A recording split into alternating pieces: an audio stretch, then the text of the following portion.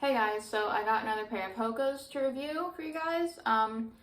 Is that backwards? I don't know. Okay. But there's kind of a lot to unpack in this video. It's not just going to be like a traditional review of this shoe, because first I want to talk about why I bought the Hoka Bondi or Bondi. I'm probably going to mispronounce it in this video. It's B-O-N-D-I. Why did I buy the Hoka Bondi 7 when the 8s and 9s are available?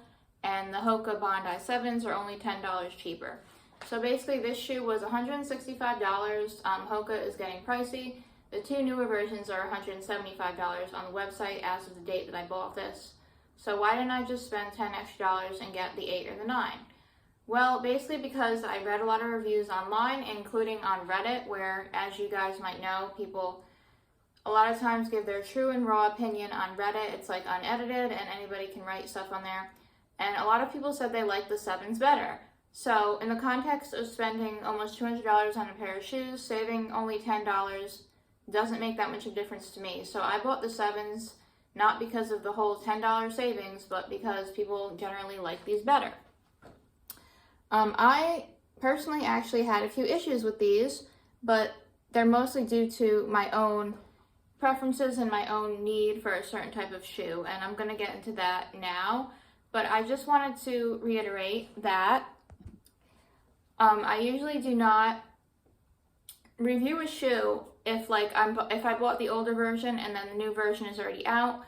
I usually just don't even review the actual older version because you can't get it on the website anymore. For example, this right here is the Hoka Clifton 9. I never did a full review of the Clifton 9s because as soon as I bought it, it was on clearance and then the Clifton 10 came out. So I didn't want to review a shoe for you guys that, it was already basically antiquated. But as far as the 7s, the reason why you can still get the 7s is basically because so many people complained that they liked the 7s better that Hoka ended up re-releasing the 7s, especially because if you look on their website, the Hoka Bondis are in a separate section of their website labeled orthotics, and there's pictures of doctors and nurses, so a lot of healthcare workers and people that are on their feet for 12 hours a day wear these. And the first thing that you're going to notice is that here with the Bondis, I have the insert out. Why do I have the insert out? Well, unfortunately, after spending $165 on the Bondi 7, I also had to buy inserts, different ones, because there is not a lot of arch support in the Bondi 7s versus the Cliftons. And I myself put my pressure in such a way that I have high arches. I stepped on one of those Atrax machines. It's basically almost like a heat mapping machine. It maps the pressure of how you stand, and it doesn't necessarily go by the way your foot looks. It's where you put your pressure. So when I looked at the bottom of my foot, it kind of looks flat, but when I went and stepped on one of those machines, it showed that I need more arch support. I have high arches, and this was according to the manager at the hiking shoe store where I stepped on the machine. It was free to step on the machine. I know there was also a similar machine by the Dr. Scholl's brand in a different running shoe store where I live, so I don't know, wherever you're watching this from, if you Google Atrax machine or foot pressure map machine in a shoe store near me, you might be able to find one. I don't know. I live in Pennsylvania. I don't know if they're everywhere. But I stepped on this for free when I bought my pair of shoes. It wasn't some thing that I had to pay extra for or whatever. But going back to why I took this out and had to spend more money when I already spent $165 on this shoe, is because these don't have arch support, in my opinion. And it's very strange because the Clifton 9s, they do have a lot of arch support. I've walked many, many miles in these. You can see the bottoms are pretty worn out now. And these are one of the most comfortable shoes I've ever owned from Hoka. These are what got me into Hoka. So I had high hopes for the Bondis since I really liked the Clifton 9s. But honestly, if I could go back in time, I would go and just purchase the Clifton 10s, which were actually cheaper than the Bondi 7s, so I should have just done that. I'm going to do a little bit more of a comparison between these two. But basically, the main thing is that the Cliftons have better arch support than the Bondis. And a lot of people in the reviews on Reddit and stuff, they argue that, the Bondis are more cushiony. So I guess they kind of are. I mean, in my opinion, they're a meatier, heavier shoe on your foot. So I guess they do weigh more. I know this is going to sound dumb, I'm not putting them on a scale, but they do just like feel heavier on your foot and in your hand than the Cliftons, and I don't prefer that. So if you want a lighter weight shoe with more arch support, I recommend buying the Cliftons. If you have kind of like flatter feet and you don't have high arches and you don't need the arch support and you don't mind a heavier weight shoe to get a little bit of additional cushion, then I recommend the Bondis. But for my personal like characteristics that I need in a shoe, a rock was stuck in there. But anyway, for my personal characteristics, I prefer something lightweight and with arch support, so I like the Cliftons a lot more than the Bondis. One other quick thing I wanted to touch on is that I did get the same size in both, and they do both fit me properly. Like, my toe was not hitting against the front on either one. I'm a women's size 7.5 US medium width. It's a very common size for women. And I feel the need to mention this because a lot of people in the Reddit reviews say that they went a half size down or a size down the Bondis. I didn't personally have to do that. If I did that, my foot would probably be hitting the front. But I do feel like the Bondis are a little bit wider than the Cliftons. And I think that's, again, just because of the lack of arch support. Because if there was arch support here, you know, it would be like a little snugger on your foot. And I tried tying them really tight. That didn't help.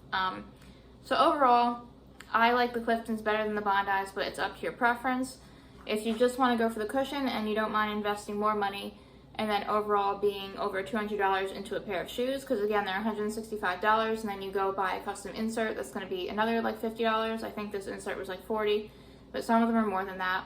But if you want a shoe with like the arch support right out of the box and that's lighter weight, then I would recommend the Cliftons instead. And on a final note here, guys, something that's super annoying for me personally, and I think a lot of other people too, they re-released these 7s because people didn't like the 8 and 9 as much. I really wish these brands would kind of just stick to tried and true styles, like with features that people do like. And I know someone's going to put in the friggin' comments, oh, but brands can't do that because then, you know, they wouldn't be innovating. And then their competition would just take over. And you're 100% completely right, okay? I have a business degree, a business and accounting degree. I took a lot of marketing classes. I worked in these sort of jobs, so I know what you're saying, and you're 100% correct. But basically, companies just trying to fix what ain't broken.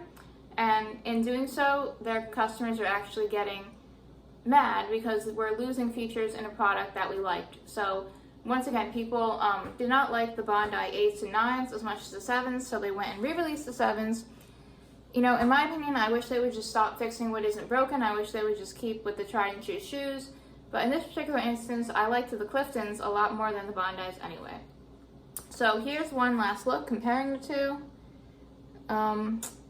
Yeah, like I said, heavier weight, less arch support in the Bondis than the Cliftons. Also, the Cliftons have a little bit more of that like rocker shape for running on pavement, kind of to propel you forward, and that goes again a little bit with it being more lightweight. But both fit true to size, at least in my opinion. But these Bondis are a little wider, which might also be why I don't like them as much. I also definitely don't have wide feet. But overall, by no means are either of these shoes. I mean, I love the Cliftons, but I guess let's focus on the Bondis. By any means, this is not like a crap quality shoe. It's a super good quality shoe. Hoka is good quality. It's just these particular features I didn't like. And then another thing that annoys me is how, you know, the brands are constantly so-called innovating. They keep fixing what ain't broken. They keep getting rid of features that people actually liked. So yeah, it's just a pain in the butt. But if you buy these and you need arch support, just a heads up, you're also going to need to buy inserts. So that kind of sucks. As far as like the laces and the construction of the shoe, they stay tied when I'm walking for long periods. It's good construction, but just not the features that I was personally looking for that I did get in the Cliftons. So my next purchase will probably be the newer version of the Cliftons as opposed to another pair of Bondis. I didn't like these too much, but again, it's not because of a quality issue. It's because of my needs for my feet, in my opinion. So thank you guys for watching. I hope it helped you make a decision if you were thinking about what Hoka to buy next. I like the Cliftons, but you might like the Bondis, because once again, this channel is all about my opinion and what works for me. And happy trails and happy shopping, I guess, for Hoka sneakers. Thanks. Bye.